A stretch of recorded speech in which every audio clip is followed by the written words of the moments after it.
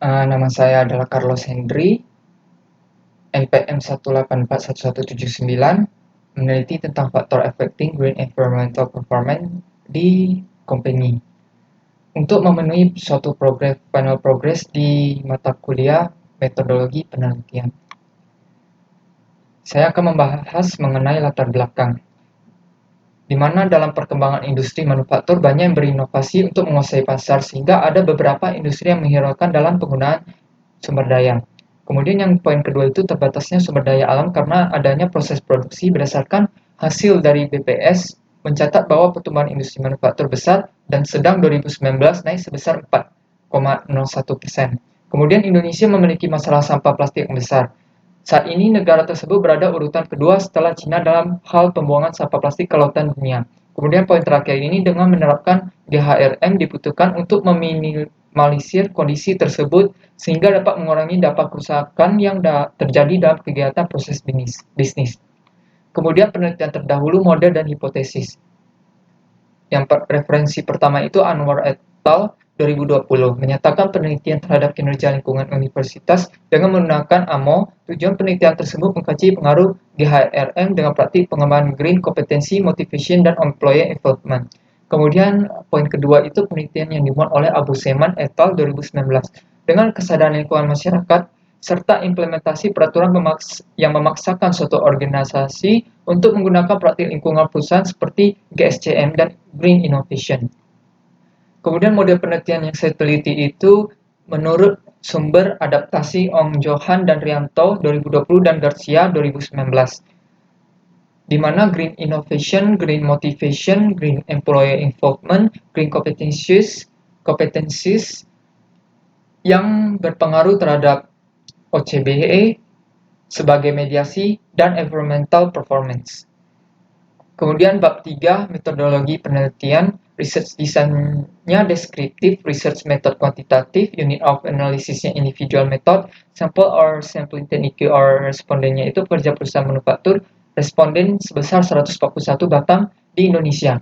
Data collection or time itu cross-sectional, kemudian data analysis toolnya itu PLS or partial least square. Kemudian bab 4-nya itu analisis dan pembahasan, di mana hasil uji model struktural itu hanya 4 variabel yang positif signifikan, yaitu green innovation yang berpengaruh signifikan positif terhadap environmental performance, kemudian yang kedua green motivation yang berpengaruh signifikan positif terhadap environmental performance, kemudian green employee involvement berpengaruh signifikan positif terhadap OCBE, kemudian yang terakhir itu OCBE berpengaruh signifikan positif environmental performance.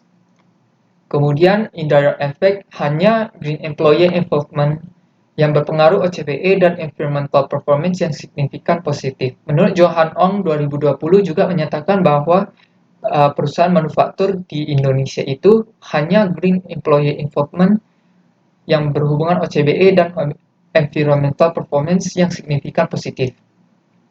Kemudian kesimpulan yang saya terapkan itu praktek HRM hijau dapat berhasil diterapkan jika perusahaan itu mendorong suatu motivasi karyawan dengan memberikan kesempatan kepada karyawan untuk berpartisipasi dalam inisiatif hijau perusahaan. Dalam aspek keuangan merupakan salah satu aspek yang paling penting untuk memotivasi karyawan dalam berprestasi lingkungan kinerja. Memberikan kesempatan dan keterlibatan karyawan dalam inisiatif hijau perusahaan juga dapat meningkatkan peluang untuk mencapai implementasi kinerja lingkungan yang sukses.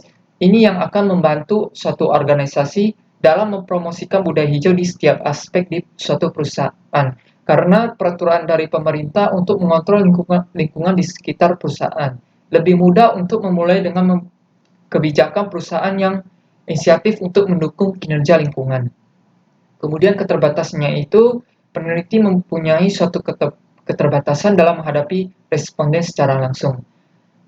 Di mana sebagian responden itu bekerja pada perusahaan manufaktur belum memahami dalam pengisian kuesioner, sehingga data yang dikumpulkan penelitian ini memberikan suatu petunjuk dalam pengisian kuesioner sehingga membutuhkan waktu yang lama. Rekomendasinya itu peneliti berikutnya harus memperhitungkan suatu variabel demografis, di mana dapat dilakukan dalam sudut pandang perusahaan jasa. Inovasi terhadap GHRM dapat diterapkan pada suatu perusahaan dengan memanfaatkan green innovation dengan memungkinkan bahwa dengan meminimalkan energi serta pengeluaran yang dimana dapat mendapatkan suatu keuntungan pada perusahaan. Sekian dari saya, terima kasih.